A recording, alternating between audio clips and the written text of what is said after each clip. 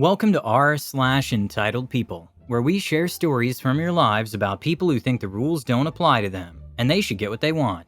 Thank you friends for subscribing to the channel, and for so many likes. And today we have 3 great stories, so subscribe, hit the like button, and let's begin. The first story, entitled client wants me to be fired, or he won't come back, but I hasten to disappoint him. The second story, I was fired from my marketing manager position, because my good boss was a snake in the face. The third story, quit my first day because of a stupid manager who doesn't give me a break? Easy. The first story is, Cashier misheard this dude's coffee size. He reviewed the place on 4 different websites and almost got me fired. So this happened last year but still haunts me to this day. Context. So let me set the scene a little bit. You can skip this, but helps you understand the context a bit better. Last year, I was working in this Australian cafe as the head barista. The place was pretty cool. We had a nice relationship with most regulars. We knew their names, what they did for a living, and for some, even more details. We took great care of customer service and made the day go by, since sometimes it was very slow. Since this was in Australia, and with the summer heat, unless you're on some tourist hotspot or close to the beach, less people tend to come by for a coffee when it's 40 degrees outside. Occasionally, we would have big rushes, though, being very close to a train station and a really loved place to eat or buy homemade pastries. The worst times we had were holidays and winter, because there we wouldn't even have a spare second sometimes. But most of our customers were really understanding, since 70% of them were regulars coming there at least every other week, if not every day. It's also worth noting that in most big cities in Australia, the coffee culture is really big. You wouldn't get an order for an espresso, but rather a medium-sized strong cappuccino, with soy milk, extra hot, 2 sugars, cinnamon on top, extra frothy, in a keep cup, and some extra hot water inside, at least once a day. Most of the orders were like strong, large flat white with 2 sugars. What happened? So one day we had this big holiday on a Saturday and the place was packed. We had a literal line to the register in order to order takeaways, and the place was fully seated. I was doing my thing like always, and I get to this docket for a small and a large flat whites to take away. I proceed to make them and I yell them out. Among the crowd of people, there's one guy staring at me, but no one comes to pick them up. So I move on to the next docket and still call those coffees out a couple of times. After about 5 minutes, the guy that was staring at me comes close to the coffee machine and tells me, "Sorry, but are those my coffees? Because I order a small flat white and large strong flat white." I tell him I'm not sure and that if he can tell me who took his order, I can double check that. And here is where problem starts. The guy doesn't answer me and asks me again if those are his coffees. I repeat my question, and I understand that he's purposely trying not to answer me. Luckily, the coworker that took the order comes by and asks me if there's any problem. I ask her if she took the order. She says yes and tells me that he didn't order a strong coffee, so she charged him for the 2 regular ones. My colleague was South American and had some trouble with the accent sometimes, so I just laughed it out, just saying that there was an incomprehension. And here's where I make the small mistake of telling him, "Okay, no problem, so that'd be 50 cents more." I could have easily just given him another shot, but I didn't really think it would become such a big deal later on. He tells me he doesn't want to pay more, and asks me to make his coffee again, as a small, strong flat white, since they have the same price. Since we were in a rush and we wasted already enough time on this, I just asked him if it would be okay to add another shot inside the large one, making it a strong without any additional costs. He doesn't answer but just nods, visibly upset, and I just go for it, since I don't really want to waste any more time on someone so uncooperative, and I still have 40 customers around waiting to be served. Although you should strive for it, you definitely can't make everyone super happy and satisfied if they don't want you to. At this point, the guy grabs his coffee and storms out, but I still tell him, "Bye, have a nice day." Then we go on to forget about all this and move on to the storm with they're still facing inside the shop. Then everything eventually quiets down. My boss comes by, we catch up our breaths, and everything goes back to normal. The reviews. Then in the afternoon, my boss suddenly looks visibly upset. She's going around without talking to anyone, especially me, beside the manager. I hear some words here and there, but can't really understand what's going on. After a while, she leaves and only me, another girl, and the manager are left. Then the manager comes to me and asks me what happened with that guy. We were good pals, so it wasn't anything too tense. I just explained to him what happened calmly, and tell him the guy was a bit of a D, but everything was okay at the end of the day. But boy, I didn't know how wrong I was. So what happened is that this guy left the place and wrote what was more of an essay than a review. 40 lines of text, and copy-pasted it on our Facebook page, TripAdvisor, Yelp, and Zoomito. I won't copy it here because it could probably be easily reverse searched, but long story short, he was claiming to be a regular. Not true. No one knew him. Had an amazing time chatting with my coworkers. One of them answered what kind of coffee we used, but that's it. Didn't want to tell me who took the order because he thought he would put someone in trouble against the grumpy and annoyed barista. I told him that he wasn't clear enough while ordering, showed a shot of coffee inside his cup, and told him, no, I will not throw this away, when he asked for another one. And when he left, I bullied him, yelling, bye, have a nice day. He also mentioned that he's a barista himself. He would never behave like that, and although he really loves to come by, he won't be back until I'm gone. Aftermath. After this, I seriously considered quitting. I thought that maybe everything went down as he described, and because of me, the shop's rank dropped, and it got the worst review they ever got. Luckily, I had some very nice coworkers and manager that told me that I wasn't wrong. He was an a-hole the entire time, but sometimes people perceive a situation in the completely wrong way. My boss didn't talk with me for 2 days, but then eventually we sat down and talked it out. She told me that she doesn't even want to hear my version, that she understands that people sometimes are impossible, and since she knew me for a year, she was confident I didn't behave that harshly. But she also told me that sometimes people are impossible, and it's our job to make sure to go above and beyond to deal with them, and have them leave happy, even if they're rude and annoying, to which I answered fair enough. And she also told me to make the D coffee again next time. Fair enough again. We tried to contact the guy to apologize, but he was adamant that he wanted me fired to have the review removed and come back to our shop. It couldn't really be helped.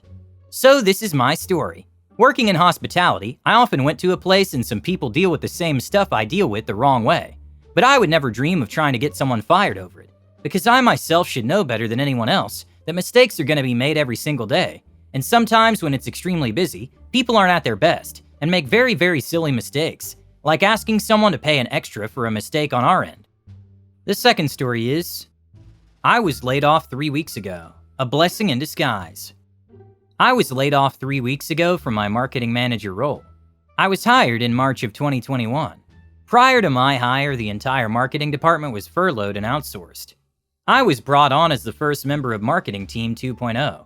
After about a month, I grew to dread the role, solely because of the incredibly uneducated C-suite. Basically president, CEO, CIO, HR VPs who shouldn't hold those titles, but have them because they've been in the company for 25 plus years. Nothing moves in the company until the president approves or denies it. There was always a lack of professionalism and respect, which is awful considering this is a mid-sized global corp. A lot of off-color comments, biased treatment, reckless safety protocol, lack thereof for COVID, bad wages, huge distrust in employees, dangerously poor communication, old and outdated crap software, alongside just other lackluster conditions. Imagine the company was founded in 1991, and they keep running it like it's 1991. A disgusting refusal to get with the times. The 55-year-old divorced man in a yellow convertible Corvette with hair plugs, trying his best to seem cool, but completely unaware of a corporation. In late January 2022, after months of empty promises, a marketing director was brought on board. We hit it off well. I really liked them. They're incredibly knowledgeable and qualified. It made the job exciting for me again. Though every week I was losing more and more responsibilities. About 4 weeks ago, I go to this new marketing director and bluntly ask them, am I on my way out? All my responsibilities are getting outsourced to others. I quite literally do nothing at my desk all day. I don't know how to explain it, but when I know something's up, I know. Marketing director assured me that I don't need to worry, and that my job security is not at risk. Friday, February 25th, 4:50 p.m., CTO, person who hired me, called me into their office. We have to let you go. The new marketing director and president formed a new marketing plan, and there's no need for you anymore. The D-Snake marketing director finessed me. That's what irked me the most. They knew I was in the middle of planning a wedding and about to begin the home buying process. This marketing director put an anchor in my life's plan. I always had a suspicion that I was a band-aid for this corporation, and I'm a bit bummed that I was right to be suspicious. They never approved my ad spends. They never got me equipment I needed. I was never trusted as the SME. I was just there. I accomplished nothing during my tenure. I'm not going to expose this corporation by name. I have my reasons as to why. Please understand that there's a series of reasons why. I'm not being threatened or anything fear of retaliation related. Friday, February 25th, 5:10 p.m. I have all my belongings stuffed into a grocery bag. They couldn't even give me a box. I immediately get in my truck and call my fiance. I tell her everything. As I begin telling her of my plans to find a new job, she stops me and says, "Honestly, take a break. You weren't happy there. Don't rush into doing the same thing again. We'll find you the right role at the right company later." So we went out and celebrated. The past 3 weeks have been life-changing. I've reconnected with old friends. I've been able to work out more. I got my project motorcycle running. I've gotten to spend more time on my Spanish courses. I got to meet with a therapist. I eat better. I sleep more restfully. I'm able to dedicate more time to my little, big brothers, big sisters of America. My relationship with my fiance has gotten even better. It's cool. I feel alive. It's been a complete 180 for me. It's crazy what adding 40 hours a week back to your life can do. And I've spent the past couple of weeks picking up some random handyman gigs, and I love it. I make 3 times my estimated hourly rate, and I work 8 to 12 hours a week. This isn't my next career path. It's just me doing something I actually like, and making enough to prevent dipping into savings. Just something to do for the time being. And it makes me feel happy and fulfilled. I don't miss my coworkers. I don't miss management. I don't miss the title. I don't miss the pizza parties. I totally understand that I'm incredibly fortunate to have been able to save 60% of my income. I'm very lucky to be able to afford a couple months of staying home. Please don't think that I don't recognize that. But if you're in the same boat as me, I advise enjoying some fun employment too. And the last story is, quit on the first day. So I had recently gotten a new job at Starbucks. I was hired at $12.32 per hour, which was a significant decrease from my last job, but I needed the money. I had a short training shift where I just watched videos before my first real shift. I was scheduled from 8 a.m. until 3:30 p.m. I got there in the morning and met my trainer, who informed me that because people had called out that day, I was going to have to stay until 5:30 p.m. Whatever, I needed money, so I said okay. I get maybe an hour of training before my trainer leaves for the day, and I was just tossed into the deep end. I work the shift as well as I can with the limited knowledge I was given. Halfway through, I asked the manager if I could take my lunch break then. She tells me that since I'm training, I wasn't entitled to breaks. I tell her that since I'm diabetic, I have to take a break and eat something so I don't pass out. She scoffs and tells me I can have 5 minutes to get a pastry, which I would have to pay for and eat. I tell her that I can't afford any of the pastries and needed the full 30-minute break to go home. I live close to the store, literally a 2-minute walk, so I could make something to eat. She reiterates that since I'm training, I'm not entitled to a break that day. Defeated, I just go back to work and finish out the shift, praying I didn't collapse. In the last hour of the shift, however, I got extremely nauseous and lightheaded. I tried to power through, but I ended up spending the last half an hour on the floor of the bathroom, throwing up the nothing that was in my body since I hadn't eaten. I pull myself up and clean up a little bit before I walk back into the office area where the manager was. She asks where I've been for the last 30 minutes, and tells me that it's unprofessional and rude to disappear without telling anyone. I look her dead in the eyes as I pull my apron off and slam it on the desk, and walk out without saying a word. As soon as I got home, I texted her that I quit because of her refusal to accommodate my medical needs. She tries calling multiple times before she sends me the "I'm sorry I effed up, please don't quit, I promise I'll do better" text.